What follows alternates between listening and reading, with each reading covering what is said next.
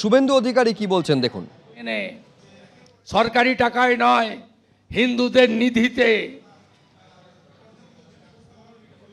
হড়কা বানে ভেসে গেছিল কেদার ধাম, বদ্রীধাম, আদিগুরু শঙ্করাচার্যের স্মৃতি স্তম্ভ পুনর্নির্মাণ করেছেন। কাশী ধামের সঙ্গে গঙ্গাকে সংযোগ করে দিয়েছেন বেনারসে কাশী করিডোর করে। উজ্জয়িনীর মহাকালকে নবরূপে সজ্জিত করেছেন। তিনি भारत के श्री डॉक्टर श्यामा प्रसाद मुखर्जी जे आवाज एक देश एक विधान एक निशान एक प्रधान 370 35 ए तुले दिएছেন।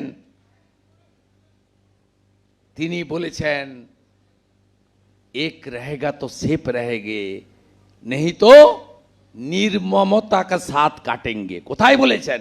মহারাষ্ট্রে, যেখানে সবচেয়ে বেশি সনাতনীরা অত্যাচারিত হয়েছে ঔরঙ্গজেবের তার তরোয়ালের কাছে। ছত্রপতি শিবাজী মহারাজ প্রতিরোধ গড়ে তুলেছিলেন।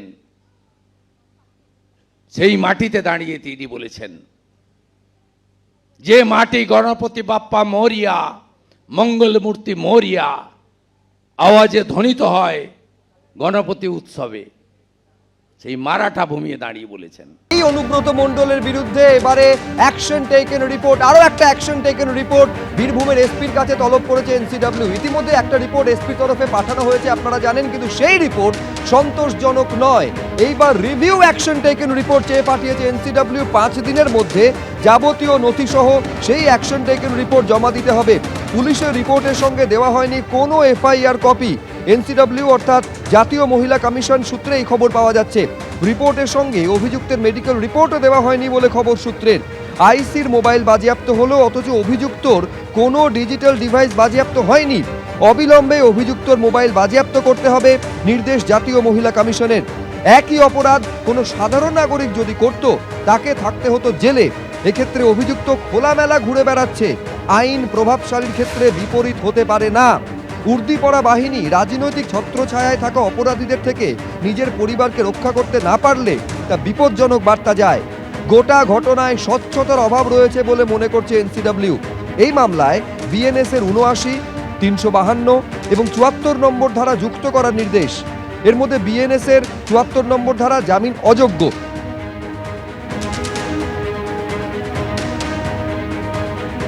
কমিশনের যে ডিসিশন, সেই ডিসিশনটা হলো পুলিশের যা যা করেছে সেটা আমাদের মতে সাফিসিয়েন্ট নয়, যথেষ্ট নয়। এখানে আরো অনেক কিছু করা যেত।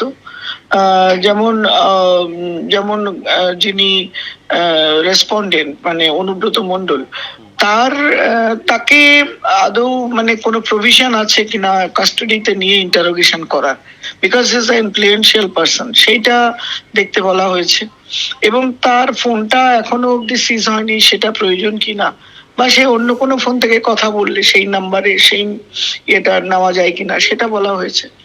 তারপরে তাকে আমরা ফার্দার বলেছি যে আপনারা যে কাজটা করেছেন সেখানে আরো কতগুলো সেকশন, যেগুলো আপনার কগনিজেবল সেকশন 2-3টে অ্যাড করা উচিত ছিল এই ধরনের ক্রাইমে যেগুলো আসে, সেই সেকশনগুলো অ্যাড করা হয়নি।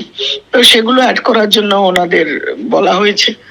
এবং এছাড়াও একটা টাইম বাউন্ড ইনভেস্টিগেশন এনকোয়ারি, এবং যারা অন্য 2জন অফিসার, একজন ধরুন ওনাকে জিজ্ঞাসাবাদ করেছেন এবং ওসির সঙ্গে কথা বলার সময় 2জন অফিসার ওই জায়গায় ছিলেন, তাদের বয়ানগুলো সেগুলো রেকর্ড করতে আমাদের পাঠাতে বলা হয়েছে।